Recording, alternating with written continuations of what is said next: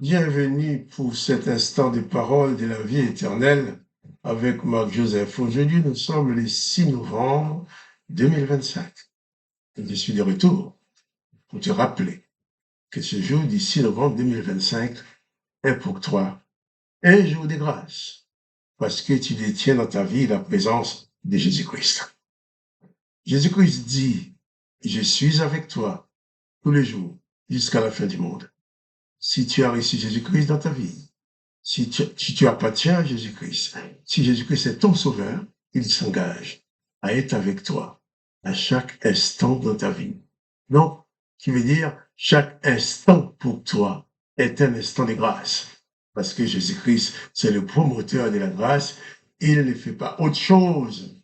Il ne sait pas condamner, juger, critiquer ou démolir des hommes ou des femmes qui n'obéissent pas, qui n'obéissent pas. Au contraire, il les appelle, il les aime. Et il te dit pour toi qui le connais, toi qui l'as reçu dans ton cœur, toi qui as foi en Jésus-Christ. Il te dit, je suis avec toi tous les jours jusqu'à la fin du monde. Et ça, personne ne peut l'empêcher car Jésus-Christ, de sa propre volonté, a décidé d'être avec toi. Alors, pas de panique devant les circonstances. Les circonstances peuvent être mauvaises. Les situations peuvent être graves. Mais Jésus-Christ dit quand même, quelle que soit la situation, il est avec toi. Et si Jésus-Christ est avec toi, il a toujours une solution pour t'en sortir. Car Jésus-Christ n'a jamais abandonné ceux qui s'approchent de lui. Nous allons continuer la lecture de l'évangile de Matthieu. Cette fois-ci au chapitre 19. Il est dit, chapitre 19, verset 1er, Matthieu 19, verset 1er.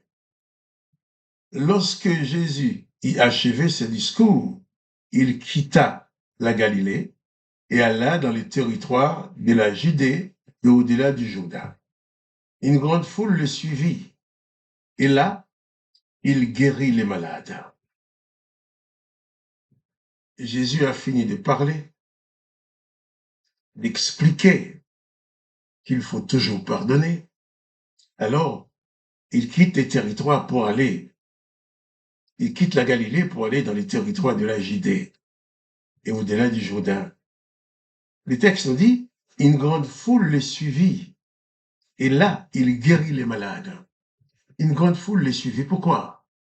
Quelqu'un qui a goûté à la présence de Jésus-Christ, quelqu'un qui, une fois dans sa vie, a expérimenté la présence de Jésus-Christ, n'a plus envie de le quitter.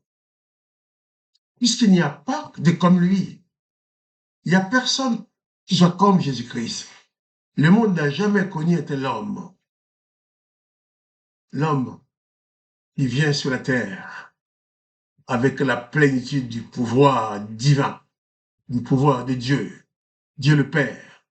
Quand je dis Dieu le Père, moi je ne parle pas du condamnateur, je ne parle pas de celui qui de sa propre volonté refuse que l'être humain parvienne à la vie éternelle. Je ne parle pas de celui qui a promis d'exterminer ou de tuer, de celui qui a ordonné la vengeance.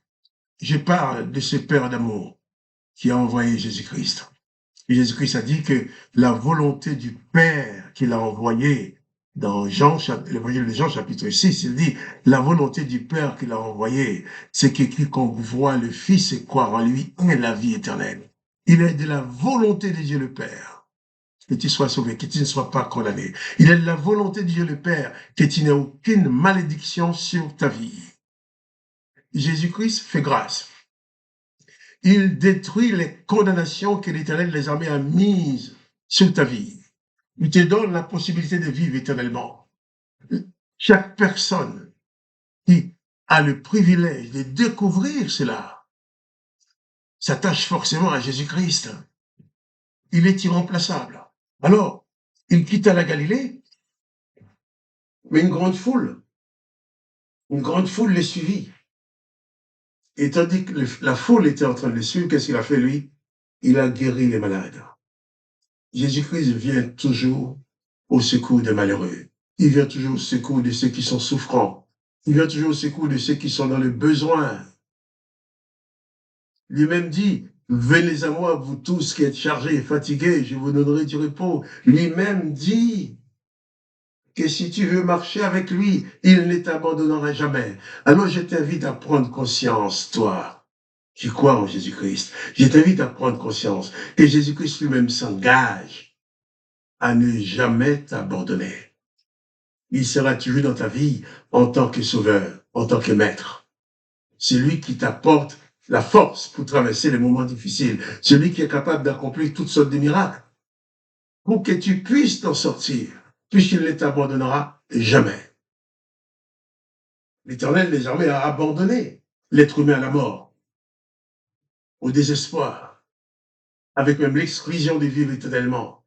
Mais Jésus-Christ t'accompagne, il dit, celui qui croit en lui vivra même s'il meurt. Même si ton corps doit mourir aujourd'hui, ton corps va mourir. Mais Jésus-Christ dit, je le ressusciterai. Et d'une part, Jésus-Christ dit aussi, il est parti te préparer une place. Quand les gens disent, ah, Marc-Joseph est tombé par terre, il est mort. Non, il n'est pas mort. Il est tout simplement transformé pour s'installer dans sa dimension spirituelle en Jésus-Christ, dans sa dimension divine, pour aller occuper la place que Jésus-Christ est en train de préparer pour Marc-Joseph et pour toi aussi. C'est là mon espérance. Sans cette espérance, la vie sur cette terre n'a aucun sens. On serait pire que les bêtes. Les bêtes, ils vont manger, après on va les tuer pour nourrir les hommes. Mais toi, sur la terre, tu ne fais pas que manger, tu travailles, tu souffres. Tu travailles des difficultés. Et puis au bout, il n'y a rien, c'est fini, c'est terminé. Non, c'est pas vrai. Jésus-Christ dit, si tu crois en lui, tu as la vie éternelle. Celui qui croit en moi, dit-il, vivra même s'il meurt. Et il dit aussi, nul ne peut te ravir de ses mains. Amen. Jésus-Christ dit cela pour t'encourager, pour te dire que dans les circonstances de la vie, tu n'as aucune raison de paniquer, tu n'as aucune raison d'avoir peur, tu n'as aucune raison de t'installer dans l'inquiétude. Tu dois t'installer plutôt dans la paix que donne Jésus-Christ. L'apôtre Paul écrit aux Éphésiens en disant, ne vous inquiétez de rien, mais en toute chose, faites connaître vos besoins à Dieu par des prières, des supplications et avec des actions de grâce. Et il ajoute, et la paix de Dieu, qui surpasse toute intelligence, gardera vos cœurs et vos pensées en Jésus-Christ. Si tu te places en Jésus-Christ, quoi qu'il puisse arriver, tu places ta foi en Dieu et dans le nom de Jésus-Christ, tu adresses ta prière au Dieu le Père. Et Dieu le Père gardera ton cœur, ta pensée dans la paix. En sorte que tu ne sois pas troublé face aux circonstances, que tu ne sois pas troublé face aux dangers, face aux épreuves. Car Jésus-Christ est avec toi, quoi qu'il arrive. Tu peux t'installer dans sa paix en toutes circonstances. Jésus l'a dit que nul ne peut te ravir de sa main. Si les mains de Jésus-Christ te tiennent, tu traverseras la tempête, tu traverseras l'océan, tu traverseras les difficultés, jusqu'au jour où Jésus-Christ viendra te dire, allez, ta place est prête, viens avec moi pour que tu puisses t'asseoir avec moi à la droite de Dieu le Père, pour voir ma gloire, voir la gloire de Dieu le Père. Jésus-Christ est le Sauveur. Jésus-Christ est celui qui guérit. La foule l'a suivi, la foule l'a suivi, oui, j'essaie de bien parler quand même. La foule a suivi Jésus, et Jésus, il dit, Jésus guérit les malades. Bien sûr, Jésus est en train de guérir les malades. Il y a aussi les religieux, il y a aussi les pharisiens. Tous ces mondes qui sont là, ils vont regarder pour voir ce qu'ils vont pouvoir faire de Jésus. Parce que les malades ne les intéressent pas. Ce qui les intéresse, c'est leur religion, leur prestance. Mais Jésus-Christ, lui, ne s'intéresse pas du tout à la religion. Jésus-Christ n'est pas dans la religion. Jésus-Christ est dans ton cœur. La religion sont des organisations humaines qui sont là pour te diriger dans des directions qui ne sont pas toujours de Jésus-Christ. Alors, si tu as une bonne religion, abandonne la religion pour t'attacher à Jésus-Christ. Car Jésus-Christ te sauve. Mais la religion t'enchaîne. Il faut briser les chaînes de la religion pour venir à Jésus-Christ. Parce que Jésus-Christ, lui, est le Sauveur. Jésus-Christ ne va pas te demander de payer pour avoir une prière. Jésus-Christ ne va pas te demander de payer pour célébrer ton mariage. Jésus-Christ ne va pas te demander de payer pour ton enterrement. Jésus-Christ vient. Il te dit, si tu crois en lui, tu as la vie éternelle et nul ne pourra te ravir de sa main. Mais bien ça dans ta tête. Nul ne peut te ravir de la main de Jésus-Christ qui te garde en tant que sauveur, en tant que maître, et il te conduira jusque dans le royaume du Père pour la vie éternelle. Que le nom de Jésus-Christ soit glorifié. Que le nom de Dieu le Père soit glorifié.